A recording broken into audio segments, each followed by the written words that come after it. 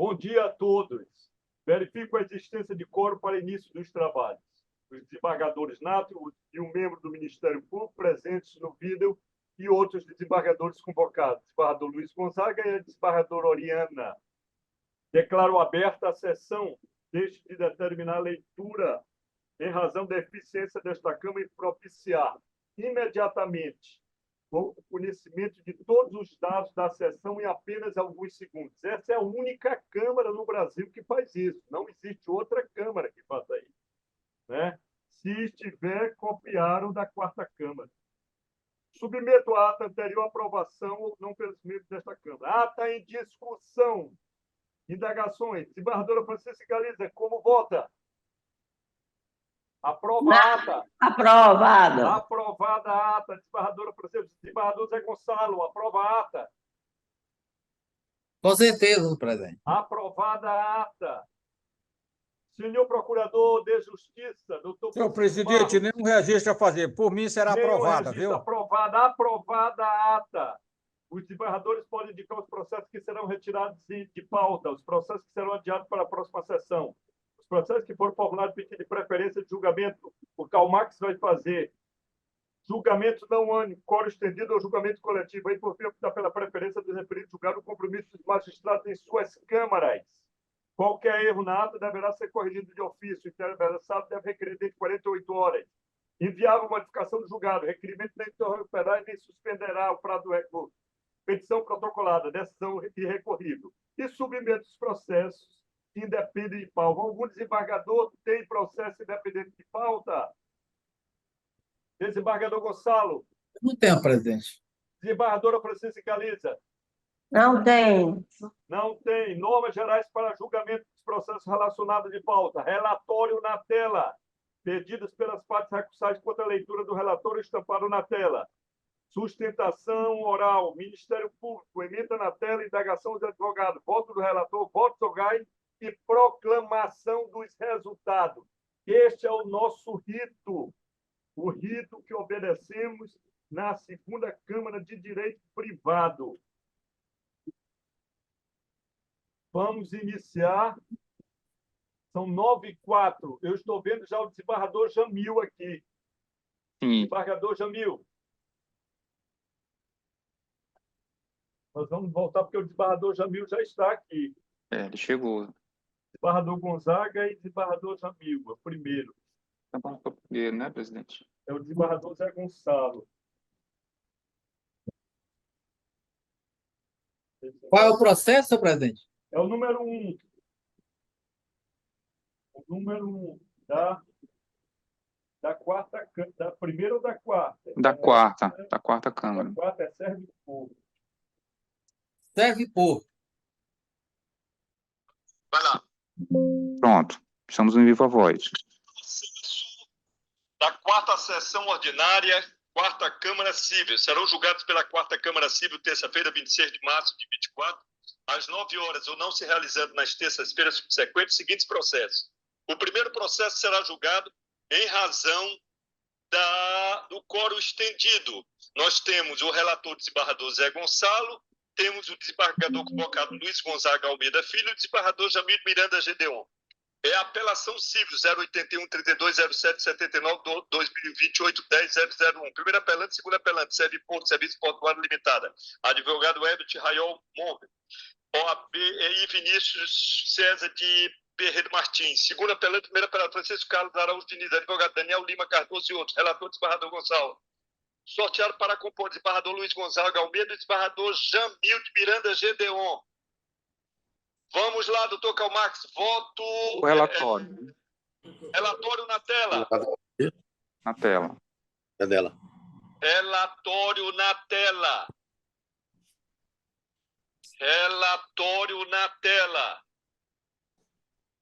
Aos senhores advogados e às partes, estamos hoje com um pequeno probleminha que eu não estou conseguindo. Deu um boot aqui no meu... E nós vamos pelo celular, que não tem problema, que se faz e decide até debaixo de árvore. Quem gosta de ar-condicionado é rico. Pobre vive até debaixo da árvore decide. Sim, doutor CalMax? Relatório, passou o relatório? relatório concluído, senhor presidente. Relatório concluído. Vamos Sustentação oral. à sustentação oral. Quem é o primeiro, doutor Calmax? Doutor Daniel, ele vem pelo segundo apelante, primeiro apelado, Francisco Carlos Araújo Diniz. Doutor Daniel Lima Cardoso vem pelo Francisco Calarujo Diniz. Doutor Daniel, o senhor pode verificar aqui em cima, doutor Calmax colocou o prazo de 15 minutos. 15 minutos, o senhor vai verificar que o senhor terá esse prazo de 15 minutos. Só que eu não vou, em hipótese nenhuma, ao término, pedir a Vossa Excelência para dois últimos minutos que Vossa Excelência, para que Vossa Excelência não venha a perder a possibilidade da parte conclusiva, que é muito importante. Então, o senhor terá 15 minutos.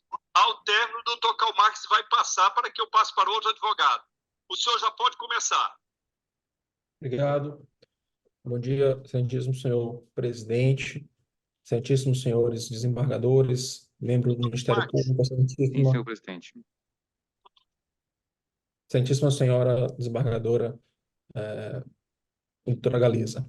O processo em questão, ele é uma segunda oportunidade agora, em razão do quórum estendido, para que nós possamos deliberar sobre essa ação ordinária de monitória, no qual a empresa Serviporto, ela sustenta que, por ter feito o pagamento em nome de uma terceira empresa, por nome Posto Bacanga, ao demandado, no caso, ao demandante, perdão, este débito estaria adimplido. Ocorre que, conforme comprovado dos autos, a empresa Posto Bacanga LTDA, ela não tem nenhuma relação para com a relação originária do processo, que se deu entre a Serviporto e o Francisco Araújo.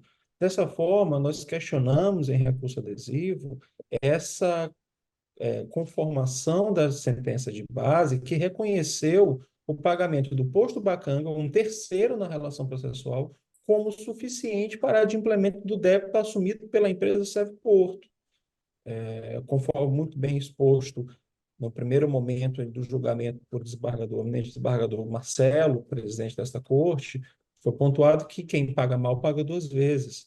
No caso, a empresa Serviporto, se valendo de um extrato retirado de alguma de suas transferências, sustenta que essa empresa Posto Bacanga lhe pertence e que, portanto, este pagamento seria o suficiente para adimplir o débito. Ocorre que o que nós defendemos aqui, eminentes desembargadores, é que isso não tem razão de ser. O débito foi assumido entre Serviporto e Francisco Araújo. Nessa medida, e nunca houve autorização para que uma empresa diferente da relação processual fizesse qualquer adimplemento. E eu afirmo isso porque dos autos não se extrai nenhuma autorização, nem mesmo pedido para que uma outra empresa adimplisse o débito ou aparecesse como alguém que assume os valores que deveriam ser pagos. Se assim o fosse, nós não estaríamos aqui naturalmente. Não se litiga de má-fé. Apenas questionamos que o valor pago por essa empresa Posto Bacanga não diz respeito aos débitos que foram contraídos pela empresa Serviporto. Aliado a isto, pontuo que a apelação da Serviporto, ela trata meramente da questão das verbas honorárias sucumbenciais. Sustentam que o débito foi, a empresa foi condenada a pagar 20% sobre os honorários advocatícios, tendo a parte, segundo a apelante, decaído em boa parte do seu pedido. Porém, isso não ocorreu, na medida em que o próprio STJ já compreendeu em precedente firme que a avaliação acerca do ônus sucumbencial e da sua distribuição, ela se dá de acordo com os pedidos que são feitos. Portanto, pede-se 5, ganha-se 3 ou 2, naturalmente há uma sucumbência evidente.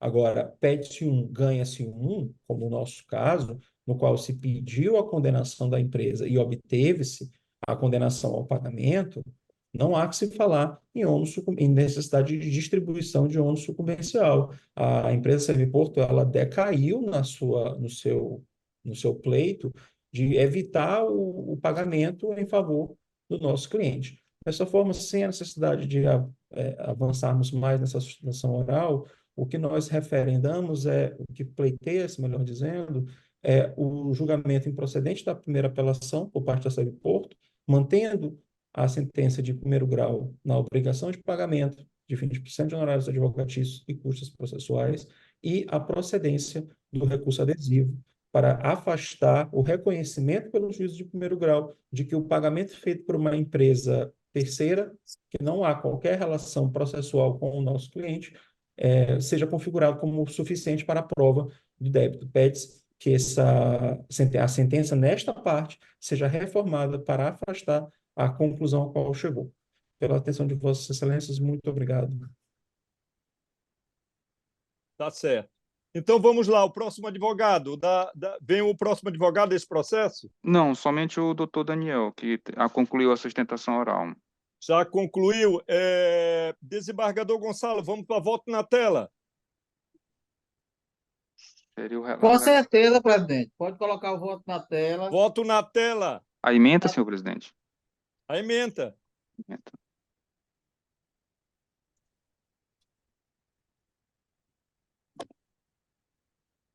A ementa na tela. Ementa na tela. Ementa na tela. Como vota a desembargadora Francisca Galiza? O seu áudio, desembargadora. Já Desembargadora Francisca votei, eu mantenho o Galiza. meu voto. Mantendo o voto.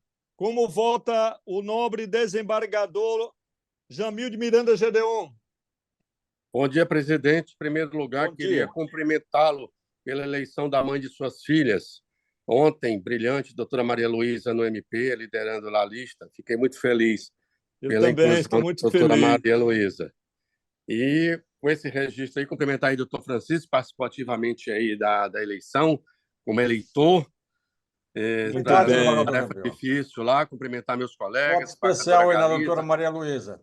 desembargadora Galiza, desembargadora Oriana, desembargador Gonçalo e Gonzaga, também os ilustres advogados. Eu observei o seguinte, é uma ação monitória de um cheque supostamente prescrito, e nós temos os dois apelos, o da Serviporto e o do Francisco, não é isso? Que requer que seja desconsiderado um dos depósitos de 37 mil, que foi realizado por terceiro. Eu entendo que ele não tem razão, porque foi feito por uma empresa integrante do mesmo grupo econômico, revelando o pagamento dessa quantia. Então, estou aqui pedindo vênia a Vossa Excelência, desembargador Marcelo, acompanhando o voto do desembargador Gonçalo. Eu estou acompanhando também, eu acompanhei o voto dele, nego provimento a segundo Não, o senhor apelo e dou provimento. divergiu. Mas eu vou acompanhar. Como Não, vota o mas aqui, desembargador... só um instante, desembargador, só para que eu não faça É? confusão. Pelo que eu vi do resumo, era desembargador Gonçalo, desembargadora Galiza com entendimento e Vossa Excelência divergiu. É isso que é por isso que nós estamos aqui. Se Vossa Excelência mudar o voto... Eu continuo com o meu voto, eu continuo com o meu voto. Tá bem. Como vota o desembargador Gonzaga? Bom dia, desembargador presidente Marcelo. Um Bom prazer. dia, bom dia. Bom dia. Bom dia a todos que eu já dei também. Doutora Oriana, que chegou agora. Bom dia, desembargador Oriana. Muito bem, eu também, da mesma forma, eu vou acompanhar o voto do desembargador Gonçalo, como repetindo aqui o que disse o desembargador Jamil. É como eu voto. Eu vou Desembargador continuar com Gonçalo. o meu voto da primeira... Alô. Nós estamos escutando. Doutora Ariana, nós vamos entrar daqui a pouco. Tá, eu estou esperando, querido. Tá certo, tá ótimo. Eu continuo com o meu voto. Doutor Calmax, proclamando o resultado. Número 14, senhor presidente. Número 14. Esta é a única Câmara no Brasil em que a proclamação do resultado é sinalizada pelo próprio advogado ou pelas partes. Não existe outra no Brasil que tenha este rito sacramentado democrático, não é? Vamos, desembargador Jamil, muito obrigado pela sua Participação. presença, sua participação aqui. Muito obrigado Eu que agradeço, presidente. pela força que o senhor deu. Tenho plena certeza que o Ministério Público ganhou muito com a eleição lá, vindo para cá, para o tribunal, e o tribunal saberá decidir sabiamente a escolha dentre os 6 procuradores de justiça, procuradores e promotores de justiça. Muito obrigado, desembargador Obrigado, Jamil. Marcelo. Um abraço a todos, senhor. A nós. Lindo dia, meu amigo. Doutor Calmax, o próximo. É o número 4, senhor presidente, página 25. Página 25. Agravo interno contra a decisão monocrática proferida na apelação civil 000-12-18-34-2012-810-0052. Recorrente Maria do Remédio Costa. E Álvaro José Soares Abreu. Advogado Emerson Soares Cordeiro. Alana Garcia Lobato. Recorrido município de Pinheiro. Procurador Márcia Letícia Silva Rodrigues. Doutor Francisco Barros, eu não ouvi o senhor. O senhor me perdoe. O Ministério Público, como se pronunciou? No anterior, senhor presidente, não há interesse, só não teve interesse. só pelo Tá certo. conhecimento, deixa de Tá bom, manifestar declaração mérito. Me Em razão disso desculpe. que eu não atentei aí para Tá certo. a fala de Vossa Muito Excelência. obrigado. Recorrido, agradeço a município atenção, de senhor Pinheiro, Maranhão. Procuradores Márcia Letícia Silva Rodrigues e outros. Relator, desembargador José Gonçalves. Sorteado para compor a técnica coletiva de julgamento. Desembargador Luiz Gonzaga e a desembargadora Oriana Gomes. Vamos para o quarto. Relatório na tela. Relatório na tela. Relatório na tela.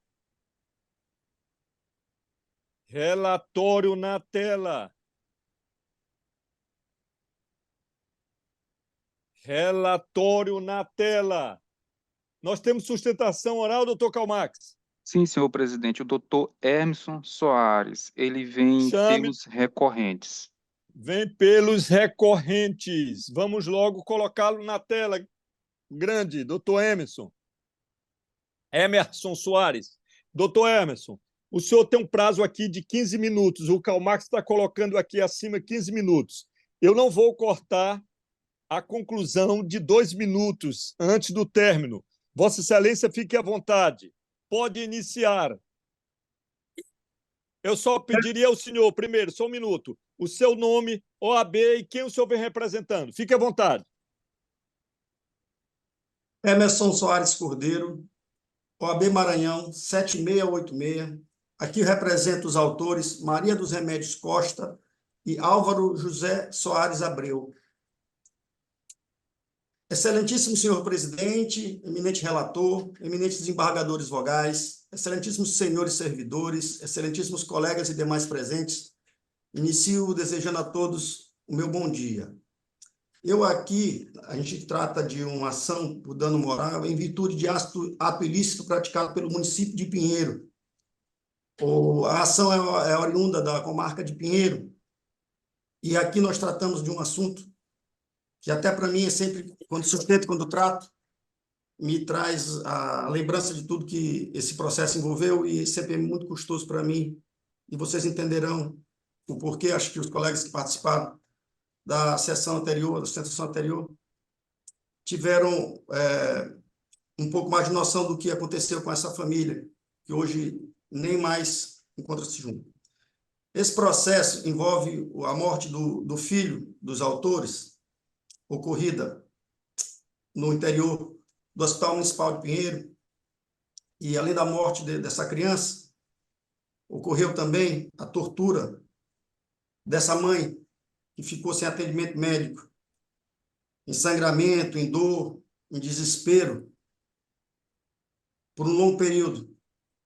E, excelências, é até difícil de acreditar, mas essa senhora chegou com o seu filho saudável, inclusive o filho era uma criança linda, robusta, ficou sem atendimento médico, sangrando em um leito de quarto, por mais de 20 horas.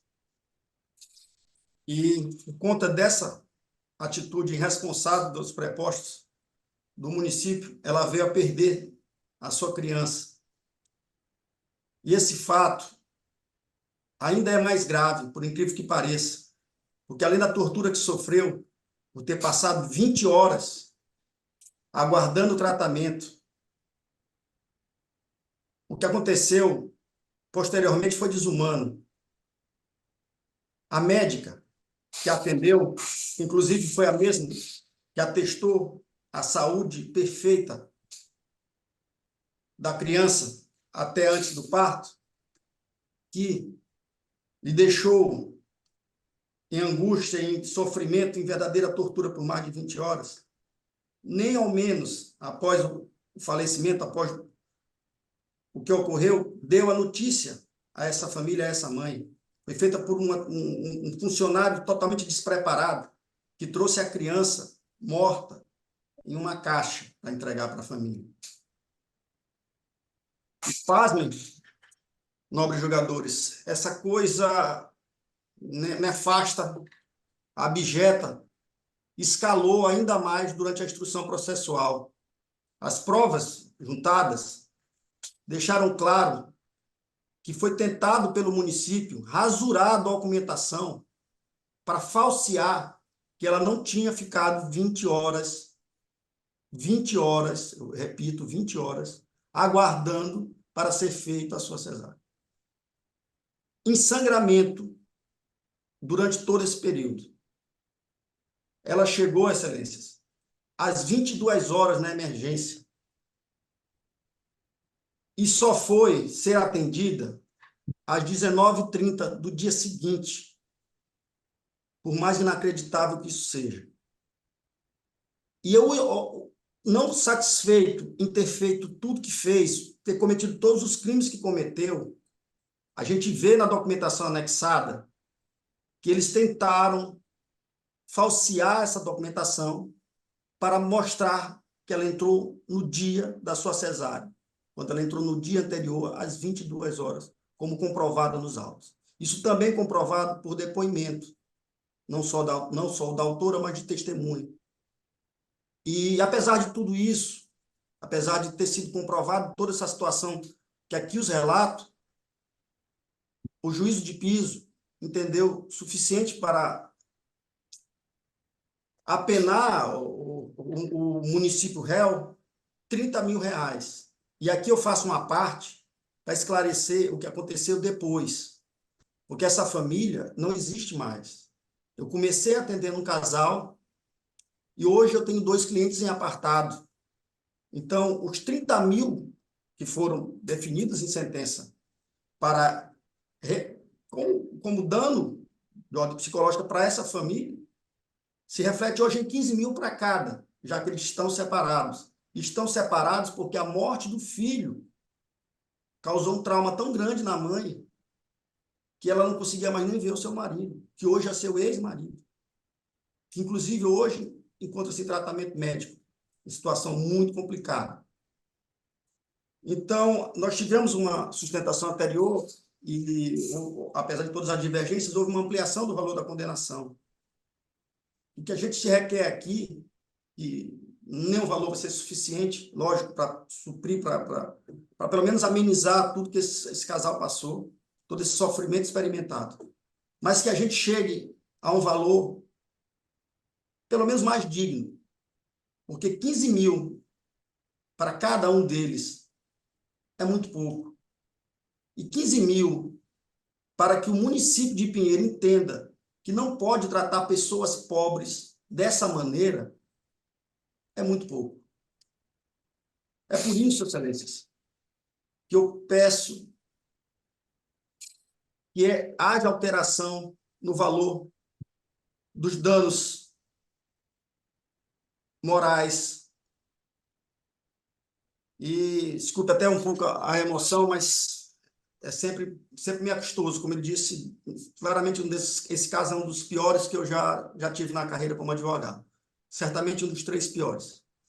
E aí eu termino, diante de tudo que foi exposto, requerendo que esse recurso seja conhecido, seja provido, para que os danos morais sejam majorados. A gente pediu 500 salários mínimos, ou um valor que entenda justo este do tribunal. Desde já agradeço a todos pelo tempo a mim dispensado. Obrigado, excelências. Doutor Karl Marx, há um advogado da outra parte, do município Pinheiro, recorrido? Não, senhor presidente. Não há. Volto ao Ministério Público, doutor Francisco Barros, como se manifesta? Não estou lhe ouvindo, o senhor está sem som, doutor Francisco. Seu áudio, doutor Esse Francisco. processo, senhor presidente, não é um agravo interno? Ah, sim, É um Vossa agravo. Excelência não funciona, perdão. Desembargador Gonçalo, Vossa Excelência quer que coloque emenda na tela para os votos? Senhor presidente, antes de responder sobre isso, eu quero lhe parabenizar também aí pela eleição aí da mãe de suas filhas também, que eu nem sabia. Eu lhe confesso que eu sou confesso que eu não sabia. E parabenizar também o doutor Francisco Barro, que foi um dos eleitores dessa lista, que, diga-se de passagem, parece Obrigado que aí, foi desembargador. boa. A lista qualificada que foi lá para o Pois TJ, é, viu? verdade. O de Francisco Isso aí é Barros também está na lista, Francisco? Não, Não, né? ele é eleitor, não é isso? Não foi, doutor Francisco? Você não foi eleitor? Como? O senhor também não votou nessa lista? Não, eu votei, eu sou do Conselho Superior do Ministério Pois Público e é, isso que eu estou fui um dizendo, dos que você votantes também da foi lista, eleitor. Então, entre a as lista quais a doutora de Maria pessoas do Luísa seu... integrou honrosamente, Pois né, é, a lista. eleitor do seu quilate só poderá vir uma coisa boa. É igual a Com cimento. Quando você certeza, a planta lista uma muito pessoa, qualificada, presidente. eu... Desembargador Gonçalo. Pois está, seu presidente. Pode botar na tela, seu presidente. Na tela, voto na tela. Emenda na tela. Como vota desembargador Luiz Gonzaga? Desembargador Luiz Gonzaga, como vota? Bom dia, senhor presidente. Bom dia. Veja bem o que acontece. Eu estou vendo aqui na tela e também vi aqui no PJE, que o valor que foi arbitrado foi 30 mil. Foi 30 ou foi 15, como disse 30 aí? mil, 15 e 15. 15 para o pai, 15 para a mãe. Ah, sim, 30 mil. Olha, realmente, diante dessa situação, eu acho que o município de Pinheiro poderia chegar a 50 mil, 25 para cada, certo? É como eu estou votando, ampliar para 50 mil, 25 para cada. Ampliado para 50 mil, 25 para a mulher, 25 para o marido. Como vota a desembargadora Oriana Gomes? Aí eu acompanho o desembargador Luiz Gonzaga. Eu acho que, no mínimo, até merecia mais, mas, no mínimo, eu acho que o município tem que pagar 50 mil reais pelo sofrimento e a dor que ela passou. Desembargador Marcelo, eu dei voto divergente para 160 mil, que o senhor, 120 mil que o senhor me acompanhou, que seria 60 mil para pai e para mãe. Deu voto Para pai e para mãe, né? Então, eu voto com o desembargador Marcelo e a doutora Francisco. Nós fixamos em 60. Foi, desembargador Francisco? Foi. Deu voto divergente. Eu acompanhei a divergência com a doutora Francisco e o doutor Marcelo. Desembargador Luiz Gonzaga acompanha também? E não tinha sido falado o voto da desembargadora Galiza, agora que eu estou ouvindo, né? Porque eu não vi lá. Nós divergimos do desembargador Gonçalo e estamos nessa linha de 120 mil, 60 para o pai e 60 para a mãe.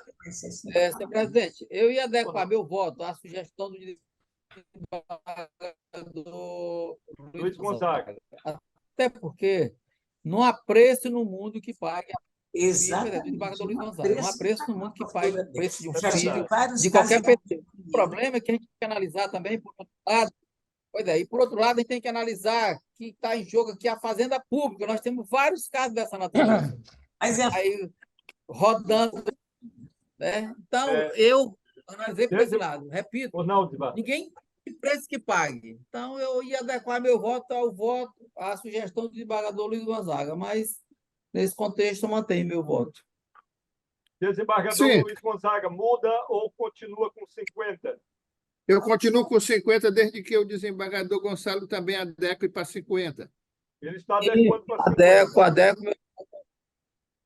Então, eu mantenho esse voto de 50 acompanhando o desembargador José Gonçalo, filho. Eu peço vênia ao desembargador Gonçalo e ao desembargador Gonzaga, mas eu vou continuar com o valor de 120.060 para a mãe e 60 para o pai.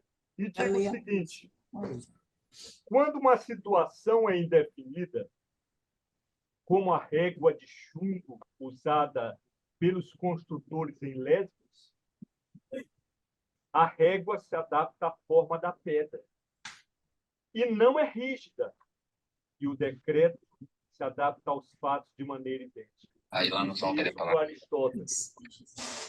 Sem que se estabeleça a noção de dano, não se pode ter uma ideia exata da responsabilidade civil num determinado país.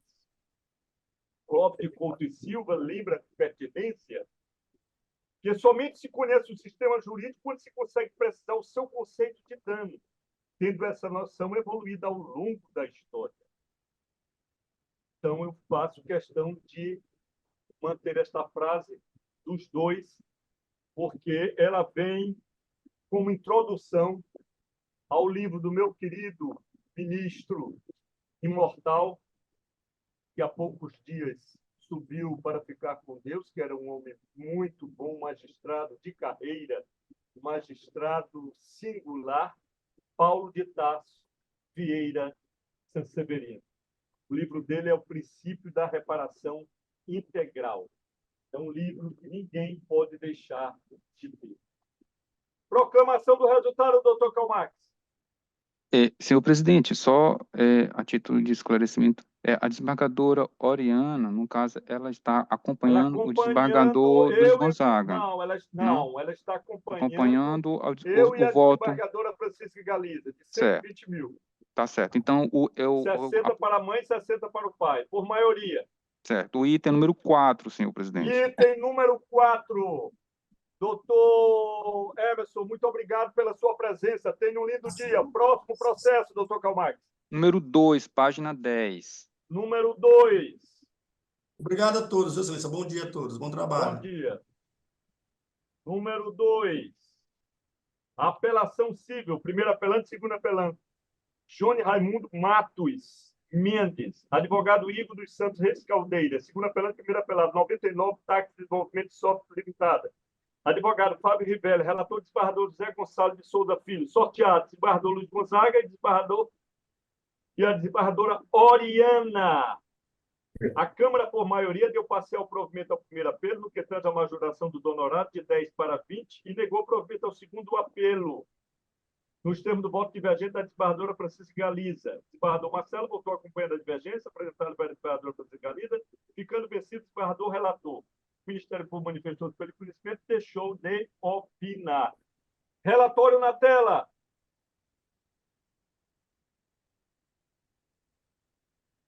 Relatório na tela.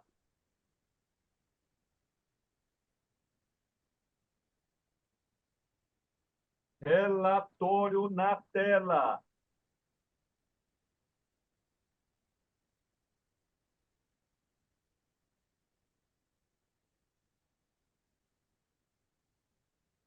Relatório na tela.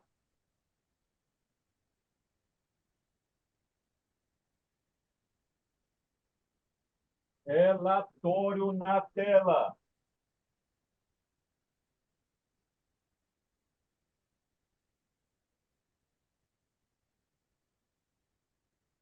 Relatório concluído. Relatório concluído. Doutor Calmax, teremos sustentação? Doutor Igor Caldeira. Ele vem pelo primeiro apelante e segundo apelado. Primeiro apelante, segundo apelado. Doutor Igor, centro. Doutor Igor Caldeiras, o senhor tem um prazo aqui de 15 minutos. Eu pediria ao senhor, primeiro, seu nome, segundo, OAB e quem o senhor vem representando. Fique à vontade. Aqui esta é a Câmara mais democrática que existe no Brasil, não só no país, no Brasil e exterior. Então, o senhor fique bem à vontade, são 15 minutos, se o senhor precisar de mais tempo, não tem problema, que nós daremos também, compensaremos para a outra parte. Fique à vontade. Desembargador Marcelo, sempre dando as devidas vênias à advocacia, tornando a sustentação confortável e tornando a sessão sempre confortável, sempre trazendo bom humor, trago aqui a minha admiração a Vossa Excelência. Tenho aqui o respeito sempre à Câmara, né, a desembargador José Gonçalo, que propiciou a possibilidade de um maior debate de um tema muito importante, né, a desembargadora Maria Francisca Galiza, que tem trazido muito empenho também na análise das questões de Uber, e também saudar aqui a desembargadora Oriana Gomes, o desembargador Luiz Gonzaga, né, está aqui presente nesse ilustre desembargadores nessa Câmara. Bem, Excelências, começo aqui com uma frase de um artista chamado MC Racionais, que assim nos diz: minha vida não tem tanto valor quanto seu celular ou seu computador. É assim que a plataforma de aplicativo tem tratado os motoristas constantemente, de maneira reiterada. De fato, temos aqui observado a história, temos vendo aqui a história da precarização, da desumanização e da hiperexploração da pessoa humana. Trago aqui uma síntese da causa. Trata-se de um motorista que foi excluído ilicitamente no dia 20 de dezembro de 2020, né, com a nota 4,89, quase nota 10, tendo realizado 3.000 corridas durante 1 ano e 8 meses de cadastro de corridas e excluído de maneira sumária, sem justificativa e sem apropriação da ampla defesa contraditória. Tenho que trazer aqui a realidade do motorista de aplicativo. O motorista de aplicativo vem de uma situação de ausência de renda, de desemprego. Ele, então, consegue obter essa renda na plataforma, roda durante anos, angaria uma nota elevada e simplesmente, sem mais nem menos, é excluído de maneira sumária, sem saber sequer os motivos que poderiam justificar essa exclusão. E volta novamente à situação de ausência de renda e de trabalho. Observo aqui nitidamente a violação da dignidade da pessoa humana. Eu não tenho dúvidas disso. Como é que ele vai pagar as contas ordinárias do cotidiano após fazer um investimento, locando um carro, ou então financiando o carro, comprando um celular, tendo que pagar as contas de luz e água, sendo excluído da noite para o dia, sem nenhum ilícito cometido? Temos aqui, e vou direto ao ponto da divergência suscitada, a liberdade de contratar tem limites de ordem pública, né? e da função social do contrato. A filtragem ela deve ser constitucional e não infraconstitucional.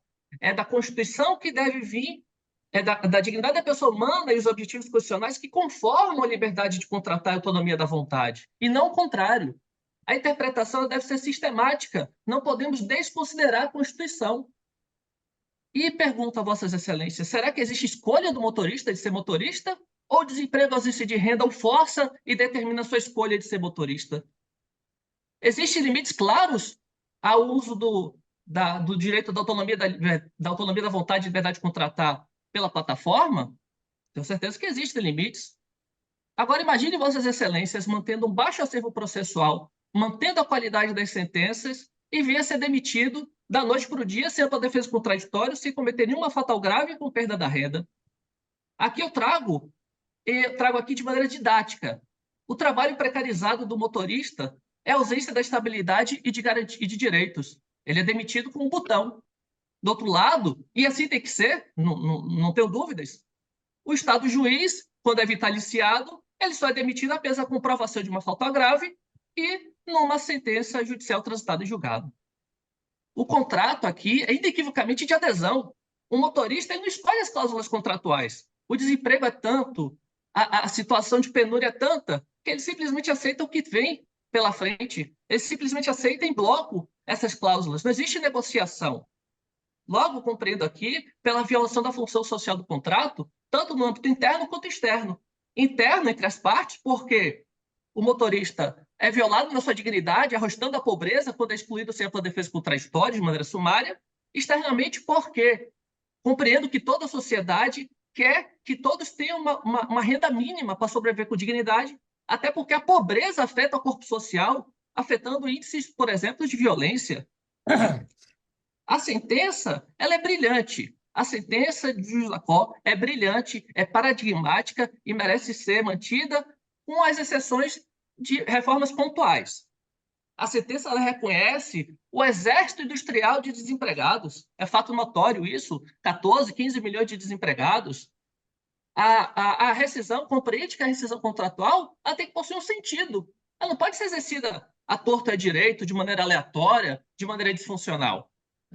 Então, compreendo que, com esses argumentos, se justifica juridicamente, fundamentos jurídicos, para compreender que a liberdade de contratar não é absoluta. Mas, não bastando isso, a ré, que perdeu no primeiro grau, teve a procedência dos direitos requeridos pelo motorista, ela tem que justificar de maneira, ela tem que justificar de alguma maneira a exclusão do motorista. Ficou comprovado que ela foi gratuita, não teve motivo nenhum, ela não apresenta isso no processo. No entanto, ela vai busca um apontamento penal, de maneira preclusa, apresenta isso em sede de apelação. Só que jamais será condenado o motorista, pois o motorista, naquela apelação pela qual responde, o advogado suscitou a prescrição da pretensão punitiva do Estado, o Ministério Público acatou e o Estado juiz também decretou essa prescrição. Então, jamais vai ser condenado um trânsito julgado. A interpretação aqui ela é civil constitucional. Devemos prevalecer o princípio da inocência. Devemos respeitar aqui o recurso extraordinário 201.819 do STF, que entende pela intermediação direta dos direitos fundamentais, né, sem necessidade de intermediação legislativa, tanto na questão do princípio da inocência, quanto na questão da necessidade da ampla defesa do contraditório.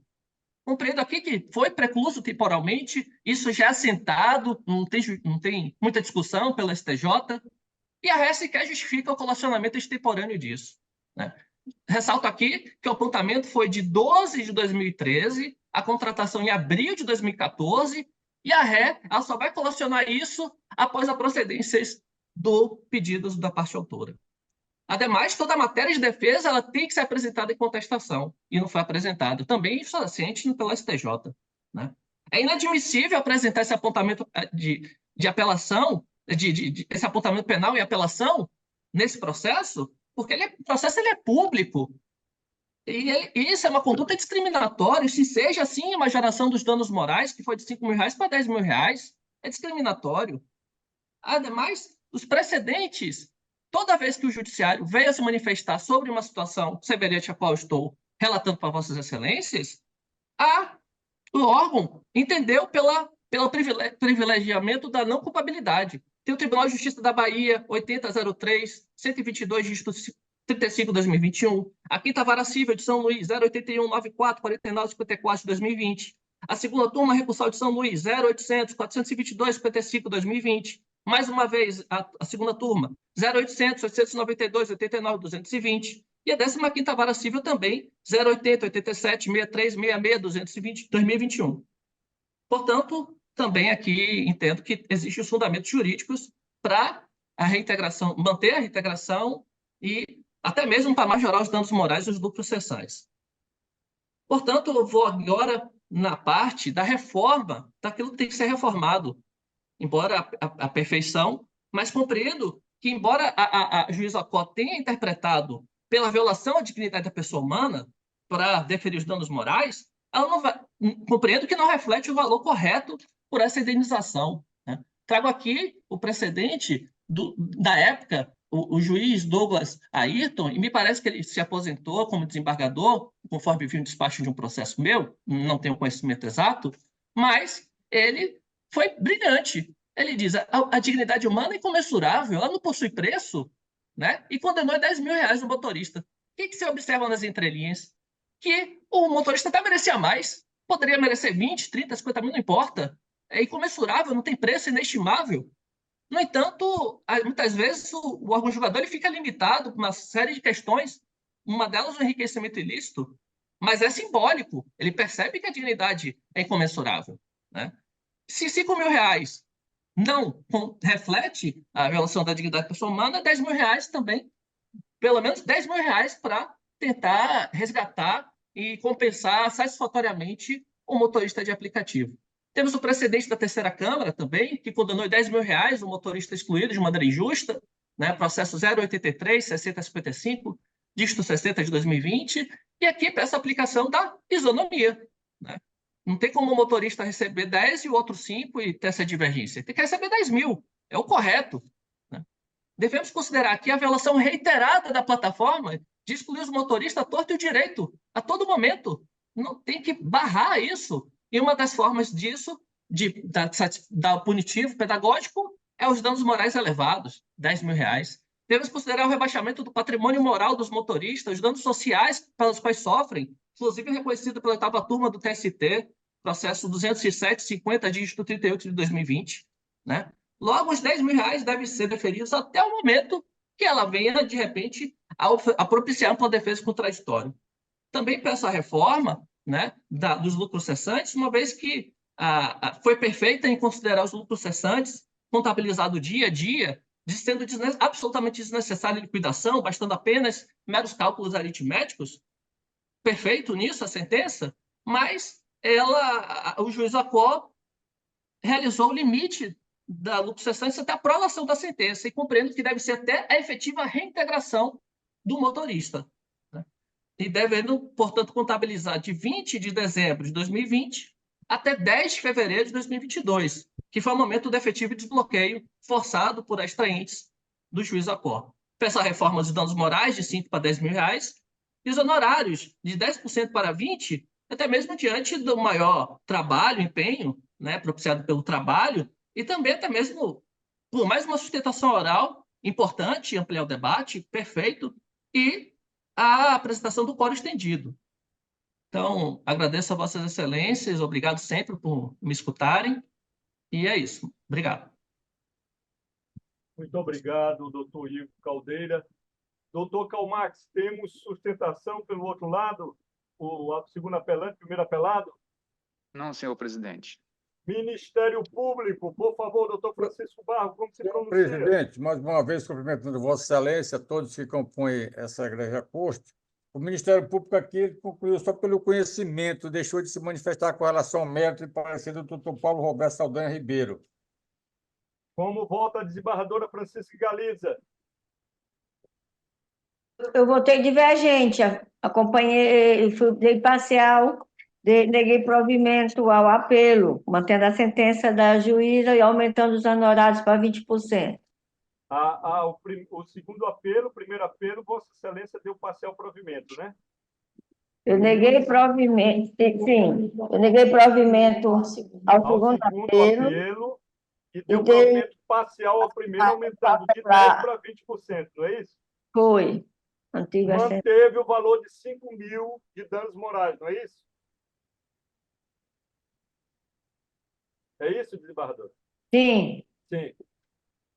Como vota desembargador Luiz Gonzaga? Presidente, eu atentei à discussão do assunto, inclusive li aqui no PJE, por isso eu vou acompanhar o voto da desembargadora Galiza. Galiza. Doutor Calmax, por favor, emenda na tela. Desculpe, desembargador Gonçalves, eu não pedi emenda na tela. A desembargadora Galiza disse que é 5.000 e aumentou os honorários para 20%. Assim que eu estou acompanhando. Desembargadora Oriana, como vota? Eu queria saber sobre o voto do relator, doutor Gonçalo. O desembargador Gonçalo já está na tela. Voto, emenda na tela, desembargador. Emenda na tela, Secretaria da 4ª Câmara. Emenda na tela, desembargadora Oriana. Esta é a única Câmara que tem emenda na tela. É a única do Brasil. Nós vamos aprender quando a gente... Eu voto com o desembargadora Galiza, eu não sei se o voto dela é assim. Eu quero subir o valor de 5.000 para 10.000 e os honorários de 10 para 20.000. E este também já subiu. 10% para 20%. Exato, exatamente. Bem, eu vou votar agora. Digo eu. Vossa Excelência já votou, desembargador Marcelo. Não, mas eu já votei, mas não significa que eu não aumente e não diminua o valor. Posso votar à vontade. Eu posso até acompanhar o voto. Posso até acompanhar a Vossa Excelência. Darcy Ribeiro disse, certa vez, que Deus é tão treteiro, faz as coisas tão recônditas e sofisticadas, que ainda necessitamos dessa classe de gente os cientistas para desvelar as obviedades do óbvio. Parafraseio hoje o grande antropólogo, e ainda precisamos de uma certa classe de juristas para dizer o óbvio, para dizer até mesmo platitudes. Platitudes, como de que, em uma democracia, argumentos consequencialistas morais não devem valer mais do que aquilo que justamente foi feito para resolver os nossos desacordos, o direito. Definitivamente, isso é muito importante, senhores, princípios são normas. Nesse sentido, remeto o leitor, uma vez mais, ao dicionário hermenêutico do Lênio Luiz Streck. Normas atuam no código lícito e ilícito. O resto são argumentações retórico-morais ou moralizantes. Sem qualquer possibilidade taxonômica acerca da matéria, esses enunciados com pretensão assertórica e performativa denominam como princípios, por exemplo, a efetividade, a confiança no juiz da causa, a razoabilidade, a realidade, cumprem a função de meta-regras, são retóricos. Com eles, qualquer resposta pode ser correta. Exatamente por isso. Aliás, sempre haverá um enunciado deschaés, aplicado, entre aspas, ao caso concreto, que acaba sendo construído a partir de um grau zero de significado. Sua multiplicação deve ser a errônea compreensão da tese de que os princípios proporcionariam uma abertura interpretativa, quando, em verdade, sua função é de fechamento interpretativo. O meu querido Voltaire, com o livro dele, O Preço da Justiça, ele diz: quem nos deu o sentimento do justo e do injusto? Quem foi que nos deu esse sentimento do justo e do injusto? Foi Deus, que nos deu um cérebro e um coração. Mas em que momento nossa razão nos ensina que há vício e há virtude? Quando nos ensina que 2 e 2 são 4. Igual lá aquela música, não é? Que fala de 2 e 2, são 4, são 5. Não há conhecimento inato. Pela mesma razão, porque não há árvore que contenha folhas e frutos ao sair da terra. Ao sair da terra. Nada é aquilo que chamam de inato, ou seja, desenvolvido ao nascer. Mas, cabe repetir, Deus nos faz nascer com órgãos que, crescendo, nos permitem sentir tudo que nossa espécie deve sentir para a sua própria conservação. E como se dá esse mistério? Dizei-me, vós, habitantes amarelos do arquipélago de Sonda, africanos negros, que sofreram a escravidão deste país, que até hoje ainda há, sim, o racismo. E como há, né? Ninguém que venha me dizer que não há. Há, sim. Vá aos Estados Unidos. Veja o que aconteceu e o que ainda acontece na Geórgia, em alguns estados. Canadense, Berbes e vós, Platão, Cícero, Epicteto, vós que sentis todo de igual modo, que mais vale dar o suplécio de vosso pão, de vosso arroz ou de vossa mandioca ao pobre, que vos suplica humildemente do que matá-la ou arrancar-lhe os 2 olhos. É evidente para toda a terra que um benefício é mais honesto que um trajo, que a brandura é preferível à exaltação. Pode-se ler no Sader, que resumo das leis de Zoroastro a seguinte máxima sábia: se não souber ao certo se uma ação proposta é justa ou injusta, abstente. Quem terá algum dia ditado regra mais admirável? Que legislador terá falado tão bem? Não se vê aí o sistema das opiniões prováveis, inventado por gente que se autodenominava de Companhia de Jesus? Não é o de hoje que se diz que a justiça é frequentemente injusta. Sumo juiz, suma injúria, é um dos provérbios mais antigos Referente a esse caso. Outra maneira de ser injusta é condenar o suplício extremo um homem que merecia no máximo 3 meses de prisão.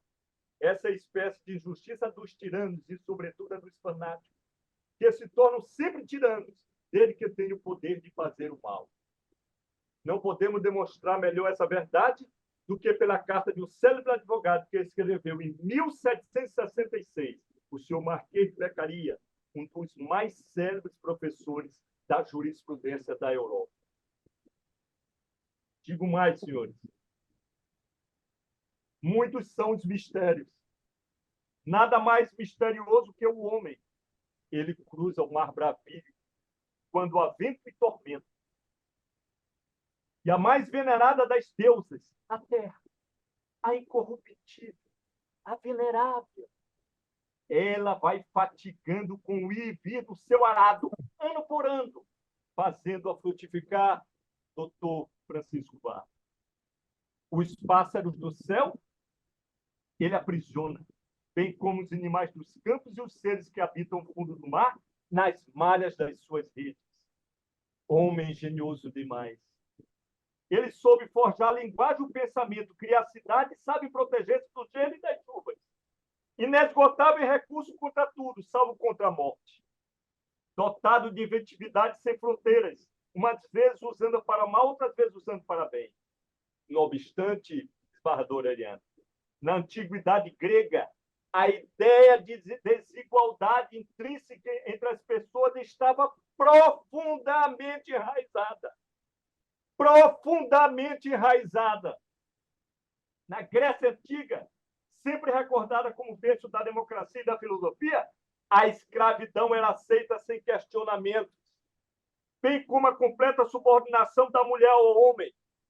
Para que o cidadão grego pudesse participar da vida pública, deliberando na polis sobre os temas de interesse coletivo, era necessário que os escravos trabalhassem para sustentar materialmente a comunidade. Se na esfera pública chegou-se a proclamar que cidadãos livres detinham meios privilégios, isonomia, além de idêntico direito de se pronunciar nas assembleias públicas, na agora, igualdade na ágora, no âmbito do lar, cada cidadão era um tirano todo-poderoso, a qual se subordinavam sua mulher, seus filhos e os escravos. Será que ainda estamos na escravidão com o homem do Uber? Aquele que não tem vínculo e que o Supremo acaba de decidir, senhores. STF tem maioria pela repercussão geral de casos sob vínculo entre motorista e APP. O plenário do Supremo formou maioria nesta quarta, 28-2, para reconhecer a repercussão geral de um julgamento que se discute se há ou não vínculo de emprego entre motorista de aplicativo e as plataformas que prestam serviço de transporte de passageiros. Com isso, uma futura decisão da Corte sobre o tema terá amplo alcance e será válida para todos os casos semelhantes. A análise sobre a existência de repercussão geral, que se dá em sessão virtual, está marcada para terminar nessa sexta, 1/3. Já terminou. O caso concreto é o motorista do Uber, que teve o vínculo reconhecido pelo Tribunal Regional do Trabalho da Primeira Região, Rio de Janeiro. A decisão foi mantida pelo Tribunal Superior do Trabalho, TST. O ministro Edson Fachin, relator da matéria, votou a favor da repercussão geral e foi acompanhado até o momento pelo ministro Flávio Dino, que já votou, Carmen Lúcia, Alexandre de Moraes, Luiz Fux e André Mendonça. A temática em análise se reveste de uma magnitude inquestionável, dado sua proeminência jurídica, econômica e social, bem como sua conexão intrínseca com os debates globais, que permeiam as dinâmicas laborais na era digital, afirmou Fachin ao se manifestar pela existência da repercussão geral. O magistrado também destacou que há decisões divergentes proferidas pelo Judiciário sobre o tema, o que evidencia a necessidade de uma resposta definitiva do Supremo Tribunal Federal. Diz ele, cabe a este Supremo Tribunal Federal conceder uma resposta uniformizadora e efetiva à sociedade brasileira acerca da compatibilidade do vínculo empregatício entre motorista de aplicativo e a empresa criadora e administradora da plataforma digital, em face dos princípios da livre iniciativa e direitos sociais laborais encartados na Constituição da República. A divergência STF-TST maior sobre o tema se dá entre o Supremo e a Justiça do Trabalho, em especial com o Tribunal Superior do Trabalho. Em diversas ocasiões, o Supremo entendeu que a proteção condicional ao trabalho não impõe que toda e qualquer prestação remunerada configura a relação de trabalho. E também decidiu pela possibilidade da terceirização de qualquer atividade, seja ela meio ou fim, o que descaracteriza o fim. Tais precedentes do Supremo foram firmados ADC 48, ADPF 324 e no RE 958-252. O TST, por outro lado, tem reconhecido o vínculo em diversas decisões. Em dezembro do ano passado, se levou o Supremo a oficiar o Conselho Nacional de Justiça para que fosse feito um levantamento das reiteradas decisões da Justiça do Trabalho que estão descumprindo precedentes da mais alta corte do país. A decisão de oficial do CNJ se deu em julgamento da primeira turma do Supremo, em caso envolvendo vínculo reconhecido pelo TST. O caso acabou saindo da turma e indo para o plenário. No julgamento de dezembro, os ministros afirmaram que a Corte está recebendo um número cada vez maior de reclamações, porque a Justiça do Trabalho insiste em desrespeitar a jurisprudência do Supremo. O ministro Luiz Fux disse na ocasião: se a Justiça do Trabalho continuar ignorando as decisões, será preciso que o Supremo tome alguma providência. Abro aspas, essa matéria já está mais do que pacificada, não é nada louvável que tenhamos tanta coisa para fazer e tenhamos esse número de reclamações. Entendo, até como uma questão de ordem que oficie o Conselho Nacional e que possamos devolver todos os processos de reclamação para que aplique a jurisprudência do Supremo Tribunal Federal, afirmou Fux. O ministro Cristiano Zanin também ressaltou que a Justiça do Trabalho desconsiderou a decisão do Supremo ao reconhecer o vínculo, em especial os precedentes, que consagram a atividade econômica e de organização de atividades produtivas. Esses precedentes consideram lícitas outras formas de organização da produção e da pactuação da força de trabalho. Não vejo uma relação de atividade típica da CLT, mas sim outra forma de contratação que eventualmente pode merecer uma nova legislação que disciplina a matéria, mas não na forma da CLT. Então, vejam bem, senhores, o que o advogado levanta? Ele não levantou e nem quer um vínculo da justiça, da consolidação das leis do trabalho com o Uber. Não, não é isso que ele quer. O que ele quer é que se respeite o princípio da dignidade humana e a presunção de inocência. Porque quando ele foi fazer a sua inscrição digital, simplesmente a 99 TAC de Desenvolvimento de Software Limitada a aceitou. Depois de muito tempo, ele já trabalhando, ele oferecendo seu trabalho, é que ele vem ser desligado. E aí são dois princípios que são feridos. O princípio da dignidade da pessoa humana, que eu li ainda há pouco, Daniel Sarmento, Dignidade Pessoa Humana, Conteúdo, Trajetórias e Metodologia. E o princípio da presunção da inocência. Como disse ainda há pouco o nosso grande mestre Lênio, princípio é norma. Princípio é norma. Assim, eu também, desembargador Oriana, eu vou seguir Vossa Excelência para aumentar o valor de 5 para 10 mil.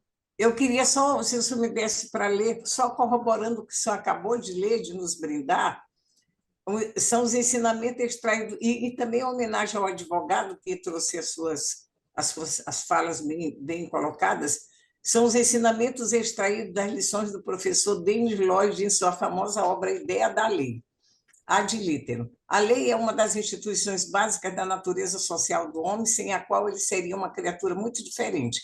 Importantes filósofos que Vossa Excelência citou, inclusive de Platão, de Marx, de Aristóteles, podem ter alegado que a lei é algo ruim e que a humanidade faria muito bem em livrar-se. Entretanto, apesar de todas as dúvidas filosóficas, a experiência mostrou que a lei é uma das grandes forças civilizadoras da sociedade humana e que o desenvolvimento da civilização esteve geralmente vinculado ao gradual desenvolvimento de um sistema de normas legais, em um conjunto com os mecanismos para sua observância regular e efetiva. Ora, exatamente para proteger o cidadão.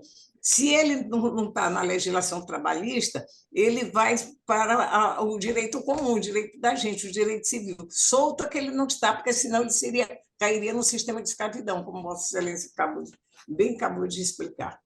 Muito obrigado, desembargador Oriana, como sempre, Vossa Excelência, trazendo conhecimentos deste ideário da justiça que todos nós participamos e amamos. Doutor Calmax, nós estamos aqui. O desembargador Gonçalo foi vencido. Desembargador Gonzaga acompanha a desembargadora Francisca Galiza em 5 mil. Eu vou para 10, desembargadora Auriana para 10. Alguém modifica? Para 10. Desembargador Marcelo. Diga. Desembargador Marcelo, eu vou acompanhar aí o seu voto com a desembargadora Auriana e estou alterando também para 10 mil esse dano com honorário de 20%. Certo? Obrigada, desembargador. O seu senso de justiça nos abrilhanta, né? Desembargadora Francisca Galiza continua com 5, será vencida. O senhor está aumentando para 10%? Estamos aumentando 10, não, estamos aumentando para 10 mil dano moral e 20% Vossa Excelência já concordou e eu lhe acompanhei. Acompanhe. Acompanhe. Então, o voto vai ficar divergente, continuar, e Vossa Excelência vai lavrar o acordo. Tá. Obrigada. Doutor Calmax, por obséquio, proclamação do resultado. Senhor presidente, neste item, eu deixei de incluir, porque era apelos, mas nos outros já estão incluídos, tá? A proclamação do resultado. Já estão incluídos? Já proclamou o resultado? Qual o número? Não, o que eu quero dizer, o número, nesse item, não tinha sido incluído ainda em relação aos apelos. Mas no caso, iria ficar a Câmara em prosseguimento extensivo de quórum por maioria deu parcial provimento ao primeiro apelo e negou o provimento ao segundo apelo nos termos do voto divergente da desembargadora Galiza. Aumentando do valor de 5 para 10 mil e os honorários fixados em 20%. É 20%, certo. Proclamado o resultado. Vamos para o próximo. Muito obrigado, doutor Igor. Senhor presidente, poderia me dar preferência? Vamos dar preferência para o desembargador Bonfim pedindo desculpa ao desembargador Auriana e ao desembargador Gonzaga, porque o desembargador Bonfim só tem um processo. Certo. Qual o processo do desembargador Bonfim, doutor Calmax? Número 5, página 30, senhor presidente. Número 5. Apelação civil 0800-144-10-2020, 810-0058. Apelante Maria José Peixoto Fonseca, advogado Daniel Cristiano Rodrigo dos Santos Martins. Apelado Arthur Urico Mendonça Silva de Medeiros. Advogado Laísa Priscila Fernando Coelho Muniz. Relator desembargador Sebastião Joaquim Lima Bonfim. Adiado da certidão pedido desembargador do planejamento do julgamento. Ministério Público deixou de opinar quanto ao mérito, não entendendo sua intervenção de acordo com o artigo 178 do Código Público. Não gosto desse negócio desse jeito aqui. Doutor desembargador Bonfim, posso colocar o relatório na tela? Pode, desembargador. Relatório na tela. Senhor presidente, houve o pedido de sustentação oral da doutora Daniela, só que ela não compareceu novamente. Então, vamos lá. Relatório na tela.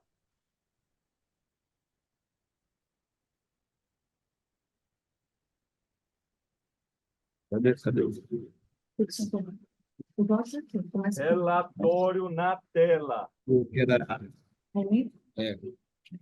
Não sei por que faz essa porra desse jeito. Relatório na tela. Vamos lá, doutor Calmax.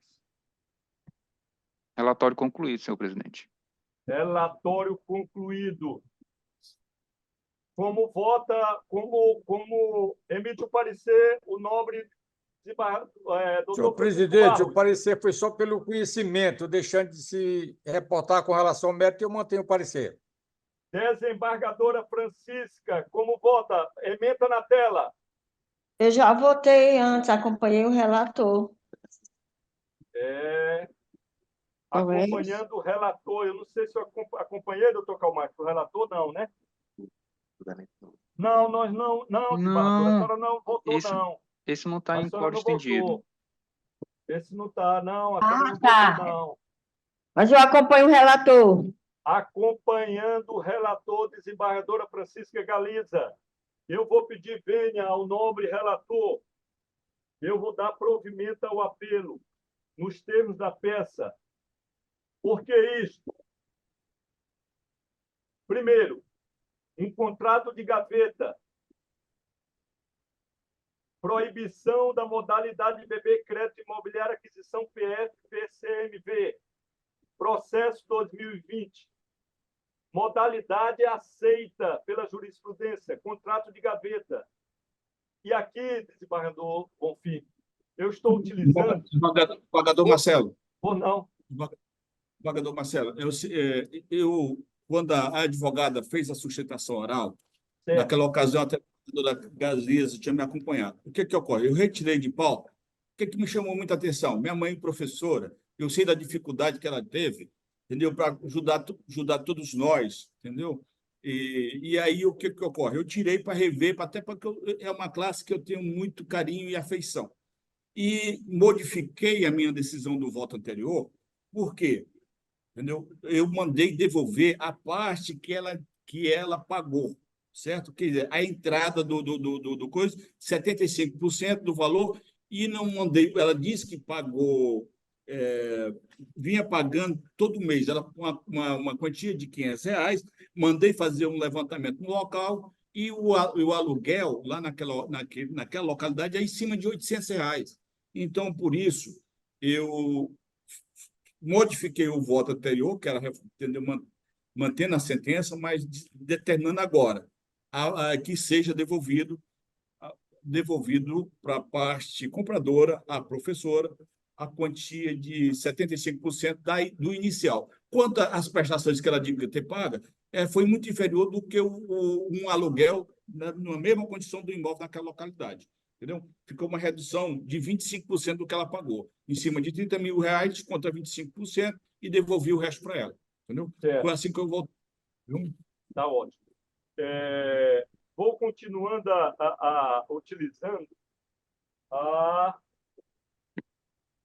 utilizando aqui com relação a uma expressão que é da própria torpeza da condição humana.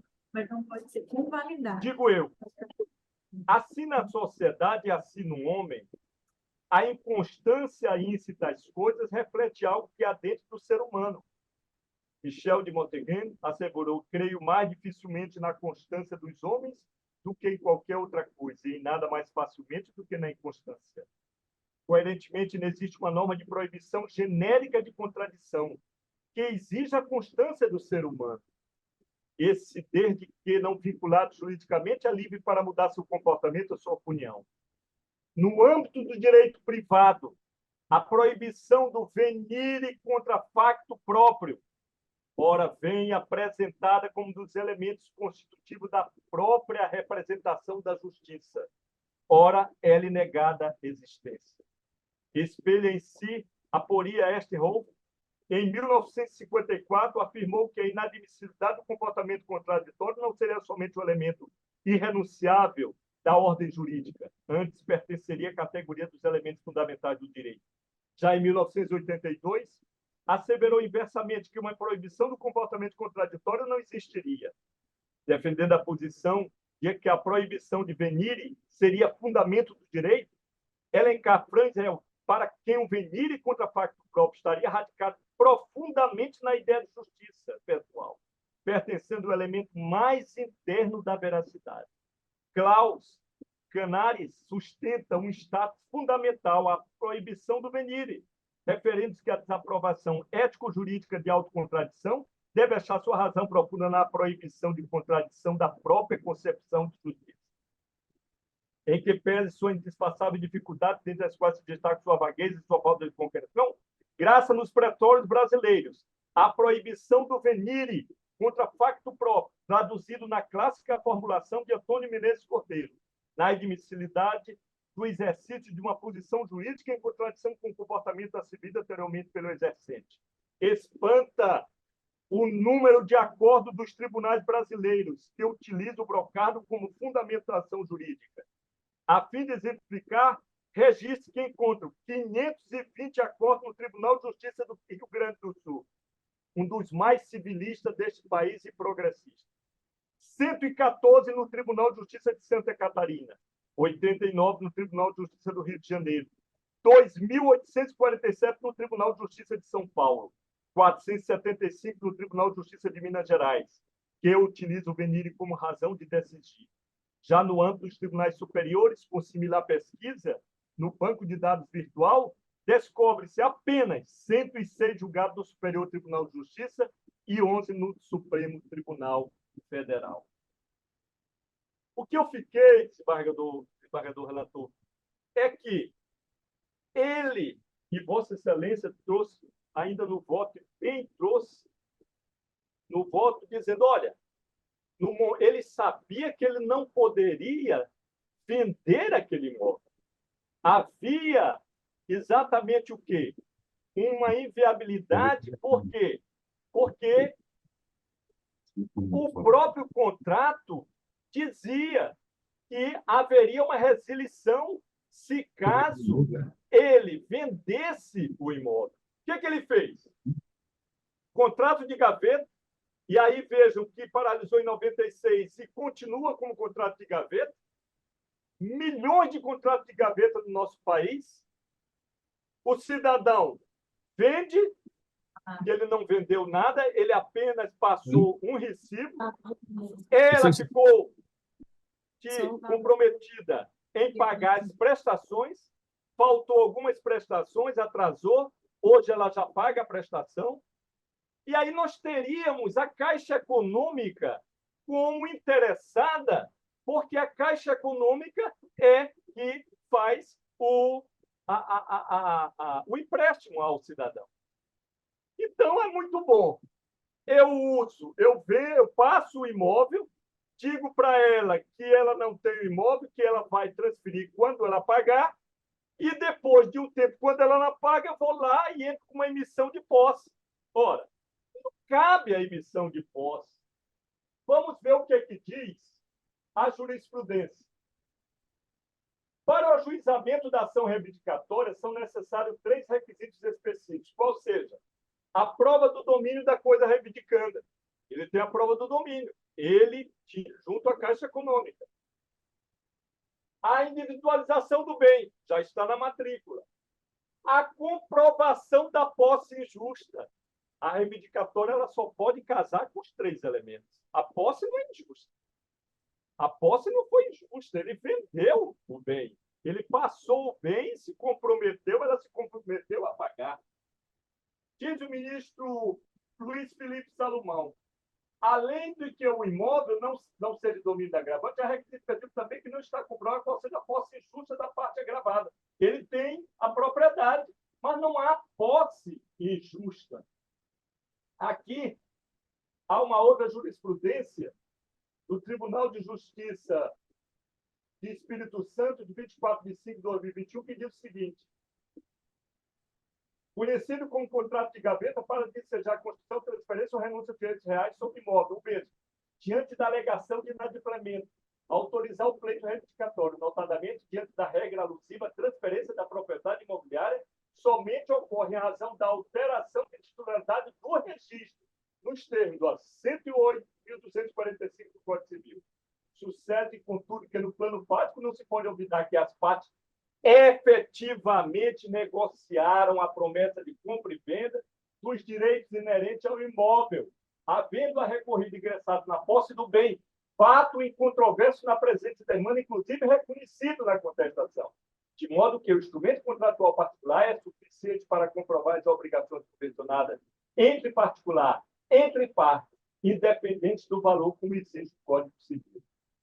Outra jurisprudência, suposto contrato de gaveta firmado pelo agravante e respectivo comprovante de quitação do preço. Aqui ele já quitou, que não foi o caso dela. A ação reivindicatória, segundo a prevista no artigo 1228, possui caráter eminentemente dominial, sendo imprescindível a prova em conteste da propriedade do autor a posse injusta do réu, bem como a individuação. Cadê a posse injusta? Como é que ele pode ser emitido na posse se não há posse injusta? O conjunto probatório carregado aos fóruns revela que a parte transacionária do imóvel, objeto da demanda, mediante o contrato de gaveta, e a parte adquirente adquiriu com a contraprestação assumindo o pagamento das parcelas objeto de financiamento, bem junto à Caixa Econômica Federal. Sobre a temática eventual interesse do agente financeiro, o Superior Tribunal de Justiça reconheceu por ocasião do julgamento de recurso especial 355771 que se o contrato de gaveta já se consolidou no tempo, com o pagamento de todas as prestações previstas no contrato, que não foi o caso, ainda não terminou, aplica-se a teoria do fato consumado, não sendo possível anular a transferência por falta de prejuízo direto ao agente do sistema financeiro de habitação. Dessa forma, a recorrida exerce a posse justa sobre o imóvel de tijolo. Em razão disso, o promovente apelante não implementou os requisitos do 228, e, portanto, ensejando a improcedência da reivindicatória. Tenho mais jurisprudências aqui, mas não vou mais citar.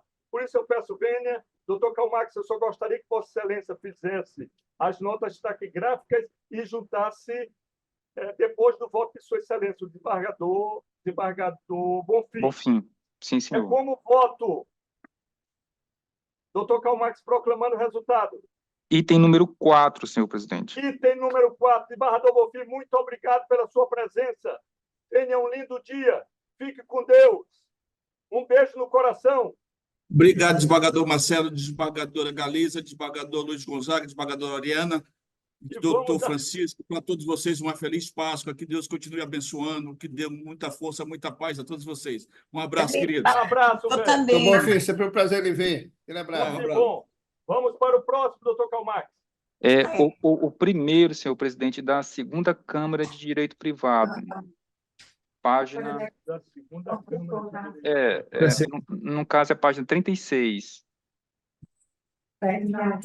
Apelação civil 0800-119-51-2023-810-0103. Apelante Manuel Moraes Machado, advogado Vitor Rafael Dourado e outros. Apelar Equatorial Maranhão, Energia, advogado Lucimene Galvão, Leonardo Garcês, relator, desembargador Francisco Galinha, sorteado para a concórdia técnica coletiva, Luiz Gonzaga Almeida e a desembargadora Oriana.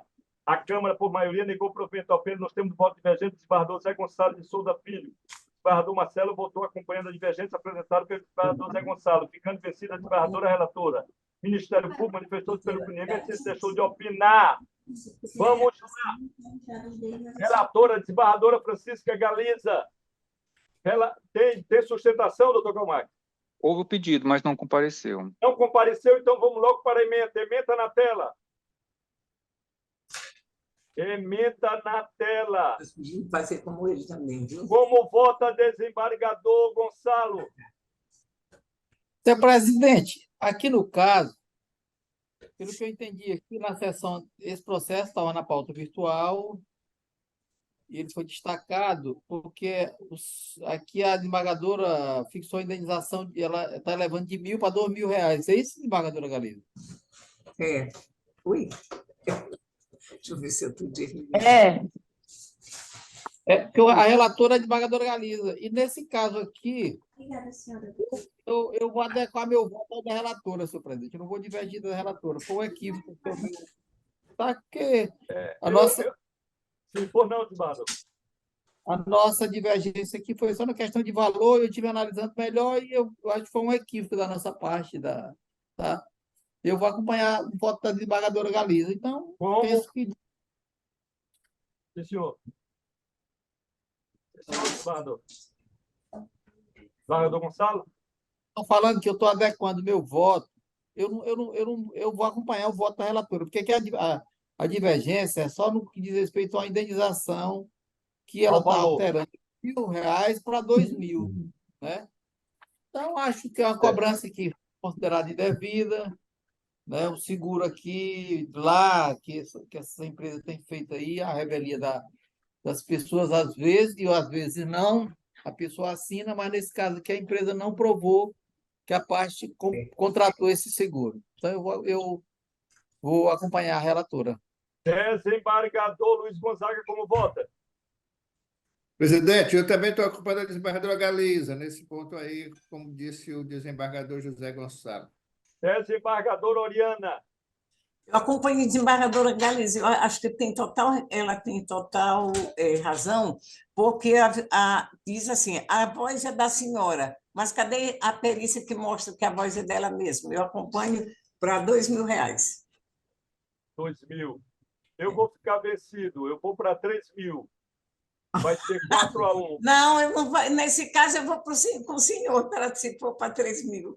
Eu acho que está muito pouco, R$2.000. Também acho muito pouco, desembargador. Se eu for para o senhor, então, vou ficar vencida porque eu acompanho o senhor.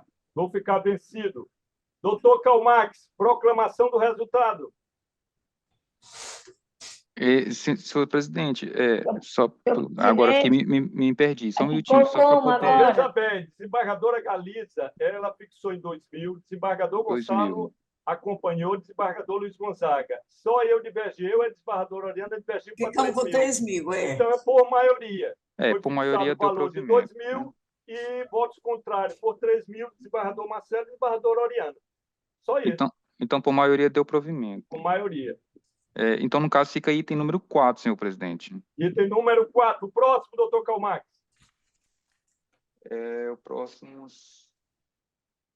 Número 3. Página 19. Página 19. Senhores, já estamos terminando. Essa é a única Câmara, a Câmara mais rápida que julga no país. Não existe nenhuma outra Câmara que julgue mais rápido do que a segunda Câmara de Direito Privado. Terceiro, agravo interno contra a decisão monocrática profissa na apelação civil 081-4528-60-2028-10.0040. Recorrente José de Oliveira Torres, advogada Marcela Souza Marques, recorrido Banco Brasileiro de Sociedade Anônima, Wilson Salles Belchior, relator desembargador Zé Gonçalo, sorteado para compor o ilustre desembargador Luiz Gonzaga e a ilustre desembargadora Oriana. Na sessão foram sorteados. A Câmara, por maioria, negou o provimento a agravo interno nos termos de voto com todos os seus elementos. Desembargador relator foi acompanhado pelo desembargador Marcelo, ficando vencido desembargadora Francisco Galiza. O Ministério Público não funcionou. Agravo interno, senhor presidente. Regimentalmente é uma necessidade. O Ministério Público não funciona. Doutor Calmac, vai ter sustentação oral ou não? Houve o pedido, mas não compareceu, senhor presidente. Não compareceu, então emenda na tela. Acham que falta dever de informação. Como vota a desembargadora Francisca, mantém o voto. Eu anotei em cima, eu não esqueci. Oral. A desembargadora Francisca mantém voto contra o relator? Mantenho. Mantém o voto contra o relator. Desembargador Gonçalo, obviamente. Desembargador Gonzaga, como vota? Presidente, eu estou acompanhando o relator nesse caso aí. Obrigado. Desembargadora Oriana Gomes. Eu estou acompanhando a relatora, a doutora Francisca, porque... Desembargador Gonçalo. Não, a divergência doutora Francisca, porque eu acho que viola o dever de informação que está no artigo 51 e 89 do CBC. Desembargadora Oriana, o relator é o desembargador Zé Gonçalo, não a desembargadora Francisca Galiza. Mas então eu estou acompanhando a divergência da doutora Francisca. A divergência da desembargadora Francisca. Eu continuo, peço bem aos novos desembargadores que votaram ao contrário, desembargadora Oriana, desembargadora Francisca Galiza, e vou acompanhar a sua excelência, o relator. Doutor Calmax, proclamação do resultado. Item número 2, senhor presidente. Item número 2. Esta é a única Câmara em que o próprio advogado e a parte, pela web, marca, sinaliza a proclamação do resultado. Não existe no Brasil nenhuma outra Câmara que faça isto no Brasil. Se tiver alguma Câmara que faça, copiaram. E aí vão ter que pagar, por ser um petróleo muito caro, o royalties do petróleo. Vamos lá, doutor Calmaio. Senhor presidente, os processos que seriam julgados mediante quórum estendido estão concluídos. E agora? Vamos para o próximo. Agora, se o senhor quiser... Presidente, eu estou liberado, Luiz Gonzaga. Então, eu vou liberar aqui. Doutor desembargador Luiz Gonzaga, muito obrigado pela sua presença. Isso demonstra a nossa luta de ser magistrado e que a gente não larga muito. Essa nossa presença, esse nosso aspecto vocacional. Ainda que, na quarta-feira, eu fui quase surpreendido com um advogado da Vale do Rio Doce dizendo que eu atrasei um processo. Eu, sinceramente, eu fiquei estupefato, porque eu fui, no ano anterior e este ano passado, 2 anos consecutivos, eu tirei em primeiro lugar. Com 8.000, este ano, com 8.608 decisões. E, para mim, foi uma surpresa enorme saber que eu não trabalho. Eu pedi para ele, desembargador Gonzaga, o e-mail dele, para eu mandar os prints para ele de 4 anos dos processos que eu recebi na 4ª Câmara, que foram 14.000 processos, e hoje eu só vou ficar com 2.000 e poucos processos. Eu vou mandar os prints para ele, que eu não durmo, só durmo, às vezes, hoje, por exemplo, eu dormi 5 horas da manhã.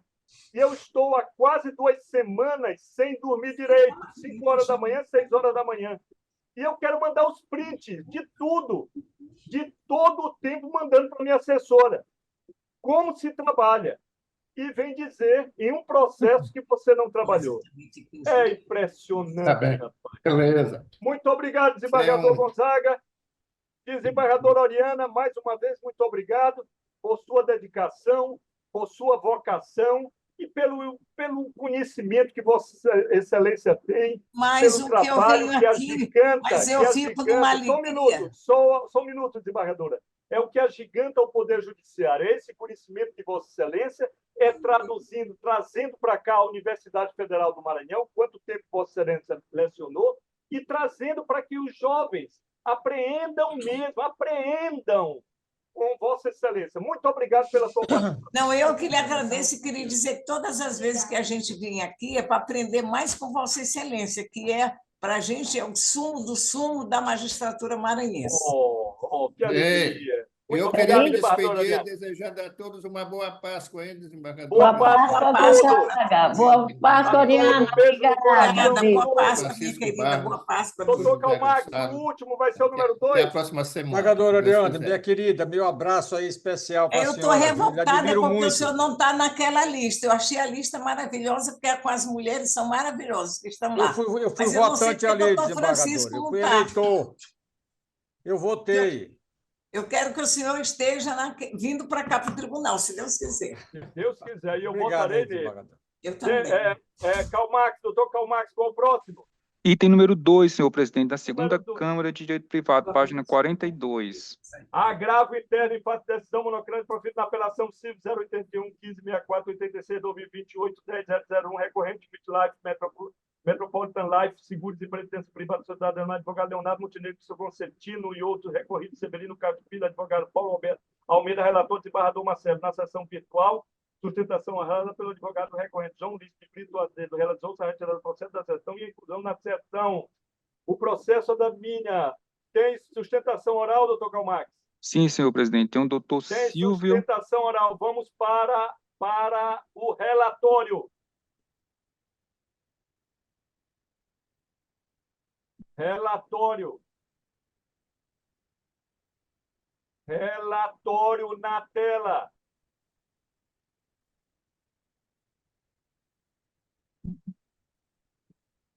Relatório, é o relatório.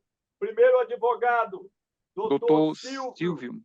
Doutor Silvio, o senhor tem um prazo de 15 minutos. Nos 2 minutos restantes, eu não vou cortar a parte conclusiva de Vossa Excelência. Vossa Excelência terá os 15 minutos. Se precisar de mais tempo, não tem problema. Nós estamos aqui, pago pela sociedade, é para trabalhar. O juiz é para trabalhar e o Ministério Público também. Eu fui membro do Ministério Público junto com o doutor Francisco Barros. Trabalhamos muito no Ministério Público durante 4 anos. E, doutor Silvio, eu só quero do senhor o seu nome, OAB e quem o senhor vai representando. Fique à vontade, esta é a Câmara mais democrática. Fique bem à vontade.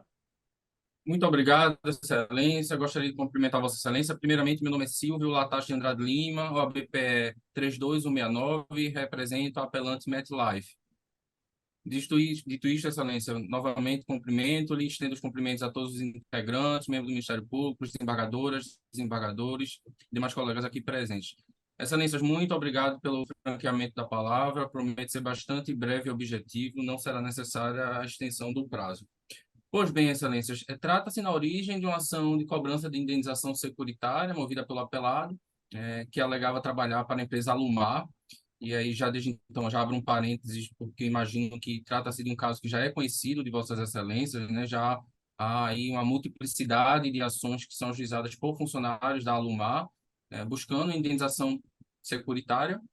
Então, ele ajuizou essa ação alegando que obteve patologias laborais ou problemas na coluna lombar em razão do trabalho de metalúrgico, e ele entendia que fazia jus ao pagamento da indenização securitária. Então, ele ajuizou a ação tramitou normalmente e foi prolatada uma sentença de procedência do pleito autoral, Excelências.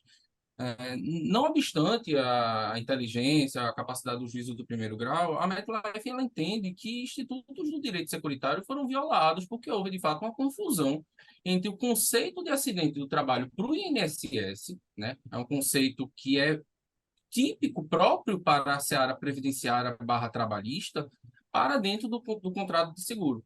Então, houve, de fato, essa confusão no que tange aos institutos, e essa confusão a gente pugna para que seja desfeita em sede de segundo grau, porque, como se sabe, o contrato de seguro ele deve ser interpretado restritivamente, e as cláusulas postas neste tipo de negócio jurídico, ela não comportam interpretação teleológica, filosófica ou elástica do ponto de se trazer um instituto do direito previdenciário / trabalhista para dentro do trato securitário, né? O contrato de seguro é tão antigo, ele já vem desde a Idade Média, da época das grandes navegações, então é um contrato que foi forjado na época do Pacta Sunt Servanda e assim se manteve com alteração legislativa desde então. O contrato de seguro ele não comporta cláusula interpretação ampliativa.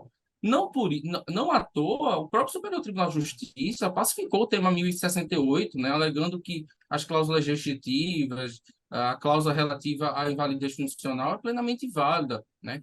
O contrato de seguro ele deve ser feito de forma a prevenir, a assegurar a saúde financeira daquele fundo para proteger os demais segurados.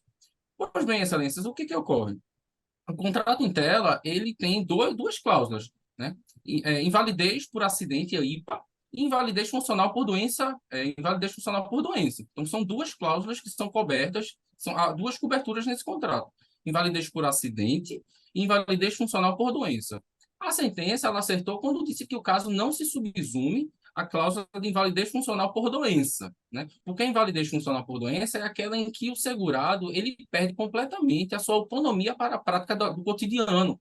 Então, é aquele segurado que não consegue tomar banho sozinho, que ele precisa se alimentar, ele não pode se alimentar sozinho. Então, todas as suas atividades do cotidiano, ela precisa de ajuda, de assistência de um terceiro para lhe auxiliar.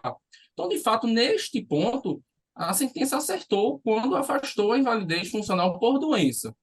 O desacerto, permissa máxima vênia da sentença, consiste em considerar um problema na coluna lombar, uma patologia supostamente adquirida no exercício da atividade laboral, e equiparar isso como se fosse um acidente. Excelências, eu gostaria de chamar a atenção porque é um fato que vem se estendendo aqui em alguns tribunais e vem repercutindo negativamente no trato da matéria, até do ponto de vista doutrinário. Quando a gente fala no acidente para fins securitários, há um entendimento pacífico, tanto por parte da SUSEP, quanto por parte do próprio Superior Tribunal de Justiça, que acidente é evento externo, quando não há concausa. Ou seja, é um acidente de carro, é algo que caiu na cabeça do segurado, é uma queda. Acidente é isso, é um evento súbito externo sem qualquer concausa. Não se pode equiparar acidente para fim securitário com a matéria previdenciária. Aí eu gostaria só de chamar a atenção aqui para uma pequena frase aqui que foi posta na sentença, que entendo que não há essa associação. O que é que o juiz de primeiro grau falou? De fato, a concessão do auxílio-doença ao segurado, ou seja, o juiz parte do pressuposto de que o trato da matéria no INSS tem correlação com a matéria securitária. Então, ele diz o seguinte: de fato, a concessão do auxílio-doença ao segurado pelo órgão previdenciário oficial gera presunção, ou seja, o juiz já parte de uma presunção de veracidade da alegada ocorrência do fato motivador do pagamento da indenização securitária por incapacidade laborativa para a sua profissão. Então, o juiz diz o seguinte, que a concessão do benefício de auxílio-doença no INSS gera uma presunção com relação à incapacidade laborativa para a sua profissão. Aqui, excelência, há dois desacertos. Primeiro, que não se pode correlacionar o trato da matéria para o INSS, né? O INSS é uma autarquia que não tem qualquer correlação com a SUSEP, que é outra autarquia regulatória também. Então, o juiz ele erra quando faz essa associação com o INSS e erra quando diz que a indenização é devida por ser constatada a incapacidade laborativa para a sua profissão. Excelências, se a gente for verificar o contrato securitário, não há cobertura para incapacidade laborativa. Não há essa cláusula de incapacidade laborativa em absoluto. Como eu falei no início da sustentação, só há duas coberturas. Invalidez por acidente, então invalidez por acidente, que não é o caso, e invalidez por doença funcional, que também foi afastado na sentença. Não houve a cobertura da invalidez por doença laboral. Infelizmente, houve, de fato, uma interpretação ampliativa no texto da sentença, no título executivo, e isso vai de encontro, inclusive, ao próprio artigo 20 da LINDB, né? Que se diz que não se pode discutir, não se pode decidir em grau nenhum de jurisdição, nem de forma administrativa, sem sopesar as consequências jurídicas da decisão. Haveria, excelências, em se adotando esse posicionamento do juiz de primeiro grau de forma maciça, um completo desrespeito ao contrato de seguro, um desequilíbrio da matéria. Então, excelências, de forma bastante objetiva, eu gostaria de dizer que a seguradora ela só pode ser responsabilizada, evidentemente, por aquilo que está posto na pólice, né, nas condições gerais do seguro, aquilo que foi evidentemente contratado. Não se pode, né, a despeito de todo tipo de infortúnio, a gente se solidariza com os problemas das pessoas, não se pode indenizar as pessoas por coberturas que não foram contratadas, né? Nos autos, é inconteste, a parte não sofreu acidente, a parte sofre supostamente uma patologia que se desenvolveu durante a sua atividade metalúrgica. Esse tipo de patologia, né, que pode dar ensejo no INSS, auxílio-doença, B92, B31, auxílio-doença, auxílio-doença por acidente de trabalho, não guarda nenhuma correlação com a matéria securitária. São ramos do direito autônomos, né? Os institutos do direito civil, especificamente no que tange ao direito securitário, não dialogam em absoluto com os institutos do direito previdenciário. São premissas completamente distintas. E adotar as premissas do direito previdenciário para fazer reconhecer um direito que a parte não tem é desvirtuar o próprio direito securitário. Então, dito isto, excelências, a MetLife ela pugna pelo provimento do agravo interno e como consectário lógico da própria apelação, com vistas à improcedência dos pleitos autorais. Muito obrigado, excelência. Obrigado, doutor Silva. Excelência, situação de ordem, que eu sou advogado da parte contrária. Sim, Paulo Roberto Almeida. Doutor Paulo, o senhor espere só um momentinho, meu velho. Não, eu vou já lhe dar a palavra. Tá, muito obrigado. Porque o doutor Silvio estava terminando e aí eu ia indagar ao CalMax se havia pelo apelado, se tinha advogado fazer sustentação oral. Vossa Excelência já se apresentou. Eu vou pedir ao senhor, doutor CalMax, vai limpar o relógio. Doutor CalMax, o relógio acima, por obséquio. Limpando. Eu quero pedir ao senhor, doutor Paulo, primeiro, seu nome, segundo, a sua OAB e quem o senhor vem representando. O senhor vai ter o prazo de 15 minutos que está aqui em cima. Eu quero dizer a Vossa Excelência que, pelo regimento interno, ele me autoriza aqui nos 2 últimos minutos eu aviso Vossa Excelência.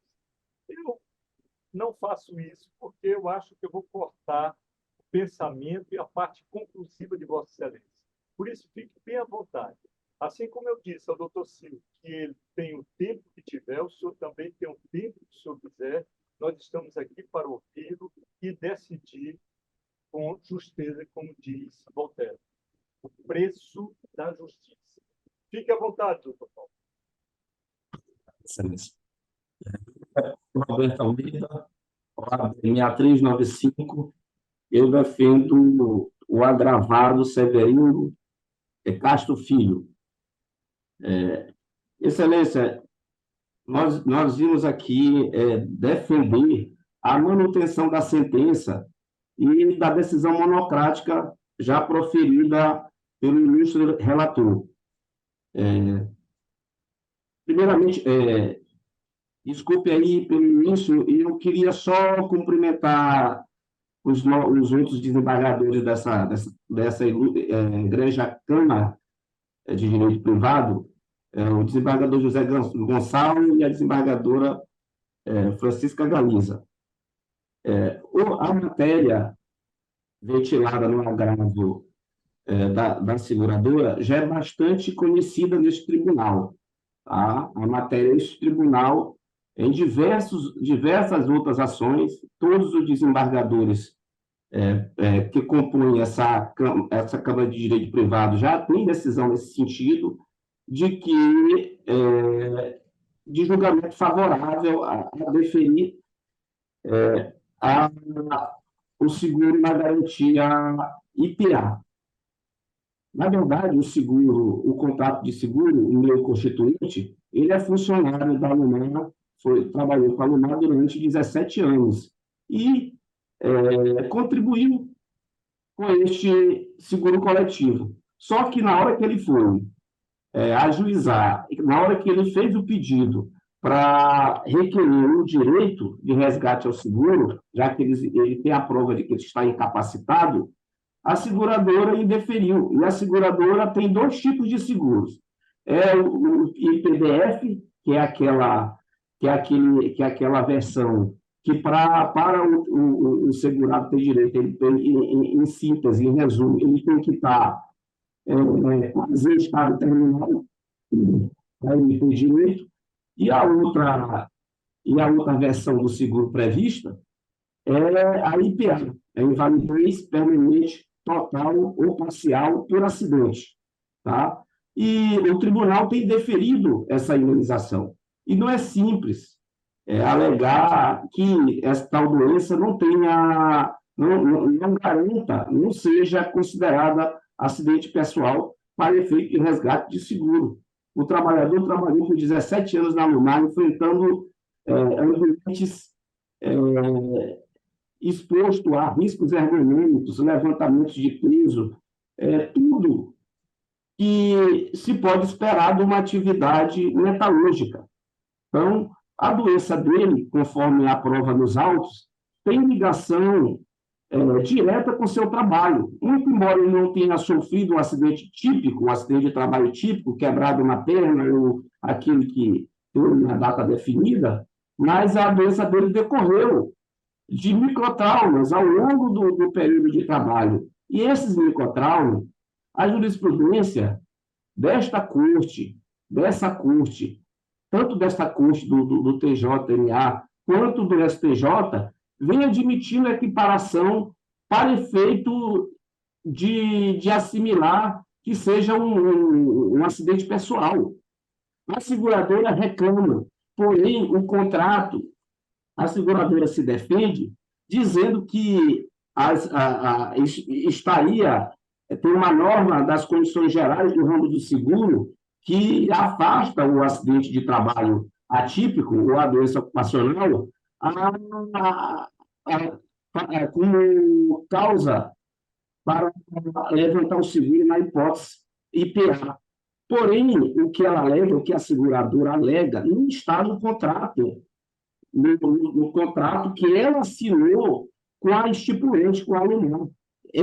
São normas previstas nas condições gerais, mas não foram repetidas no contrato que, à época, a MetLife entabulou com a empresa estipulante, com a Lunar. Então, ela não pode querer cobrar agora essa exclusão de que o acidente, a doença ocupacional, não se equipara a acidente pessoal, quando esse não está previsto no contrato. O STJ já foi muito demandado com esse tema. Inclusive, há um recurso que ele tem repercussão geral, e o tema é 1112, que foi definida essa situação. Se essa restrição estiver na apólice mestre, ela deve ser aplicada, deve ser afastado o acidente de trabalho, a doença ocupacional, para efeito de levantar a indenização na categoria acidentária. Mas eu vou só ler, vou pedir a Vinha para ler esse trecho, porque é de fundamental importância para a solução desta situação. Tá? Diz assim, abre aspas, a segunda sessão do STJ, em série de recursos repetitivos, definiu que, na modalidade de seguro de vida coletivo, cabe exclusivamente ao estipulante mandatário legal e único sujeito que tem vínculo anterior com as informações, com membros do grupo segurável, no caso a estipulação própria, a obrigação de prestar informações prévias aos potenciais segurados acerca das condições contratuais quando da formalização da adesão, incluídas as cláusulas limitativas e restritivas de direito previstas na apólice mestre. Ou seja, aqui a interpretação é que se essas cláusulas, as cláusulas gerais, tiverem inserida na apólice mestre, aí sim o trabalhador não terá direito de receber a indenização na categoria IPA, porque aí a falha do dever de informação vai ter sido da empresa estipulante, do caso da Alumar. E neste caso, Excelência, eu vou ler também o que diz já o texto final do contrato, e a empresa seguradora realizou com a Alumar. Então, é isso que vale. É por isso que a jurisprudência do TJ, desse TJ, tem se inclinado, e não é nem inclinação, mas já há uma definição de que, neste caso, não deve, a exceção, a situação, deve ser reconhecido o direito do segurado. A empresa mesmo, a própria MetLife disse, contratou com a Alumar seguinte e disse no final, abre aspas, as presentes condições particulares são parte integrante do seguro emitido pela MetLife, ficando revogadas todas as disposições das condições gerais do ramo de seguro de vida em grupo e acidentes pessoais que conflitem com estas. Então, aqui ainda está uma redação dúbia, houve uma falha de informação, que aqui nem se pode alegar que a falha foi do estipulante, mas é que não consta essa cláusula aí, que exclui acidente de trabalho da hipótese de levantar o seguro, ela não foi colocada no contrato. Não se pode pegar um contrato genérico de outro local para impor um indeferimento de uma indenização. Então, é isso. Com isso, Excelência, a prova dos autos, o juiz foi muito feliz na sua sentença. A Vossa Excelência me relatou também que manteve a sentença integralmente, e o recurso no agravo, apesar da brilhante sustentação do meu colega advogado, ele não foi feliz, ele não conseguiu afastar as premissas colocadas na sentença e no primeiro julgamento proferido por Vossa Excelência. Diante destes argumentos, eu peço que seja mantido, o agravado pede que seja mantida as decisões anteriores, para lhe definir o prêmio conforme determinou a sentença de primeiro grau. Muito obrigado. Muito bem, muito obrigado, doutor Paulo Almeida, pela sua sustentação oral. Doutor Calmax, a emenda já está pronta, mas eu vou acrescentar, que eu esqueci de acrescentar, juízes fazem justiça, interroga, decisão judicial e democracia constitucional. Maíra Scapuzzi, quando ela diz, é urgente tratar de que modo as decisões judiciais devem ser tomadas numa democracia. Os porquês que conduziram o juiz a uma determinada conclusão são tão importantes. Aqui foi só o lado. A conclusão em si, pois determinam se a decisão é ou não legítima. Nesse sentido, o Estado democrático de direito é aquele que se justifica adequadamente o exercício do poder. O objetivo que nos guiou quando da redação desta obra era justamente estabelecer quais os limites do agir jurisdicional e os modos legítimos pelos quais uma certa decisão pode ser justificada. Assim, diz a autora, nesse contexto, assumir uma tarefa de pôr à prova a crise pela qual muitos são seduzidos, a que cabe ao juiz decidir conforme o senso de justo. Não se trata de exorcizar as paixões que motivam aqueles que acreditam no direito, mas conduzido para o local apropriado. Eu mandei já para o senhor, doutor Calmax, no celular, o senhor vai acrescentar na emenda. Vamos colocar a emenda na tela. Emenda na tela. Emenda na tela. Emenda na tela. O senhor vai colocar, doutor Calmax, aqui, o item 2, bem aqui, ó. Tá? Isso que eu acabei de fazer a leitura, o senhor vai colocar aqui, ó. Tá certo. Tá? Emenda na tela. Como vota desembargador Gonçalo? Desembargador Gonçalo. Acompanho Vossa Excelência. Como vota a nobre desembargadora Francisca Galiza? Acompanho Vossa Excelência, senhor presidente. Doutor Calmax, esta é a única Câmara em que o cidadão, o advogado, ele mesmo vai sinalizar a proclamação do resultado. Não existe no Brasil nenhuma Câmara que faça o ritual a liturgia da proclamação do resultado igual a nós. Se algum dos senhores, doutor Paulo ou doutor Silvio, souber por aí, por favor, mande um aviso, porque nós vamos cobrar direitos autorais e, se assim puder também, os royalties do petróleo, né? Do petróleo, que nós estamos bem aqui com barreirinha, com petróleo aí dentro do Maranhão.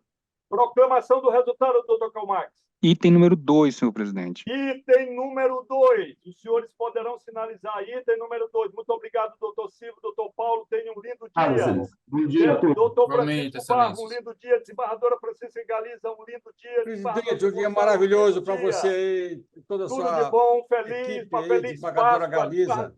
Desembargadora Francisca Galiza.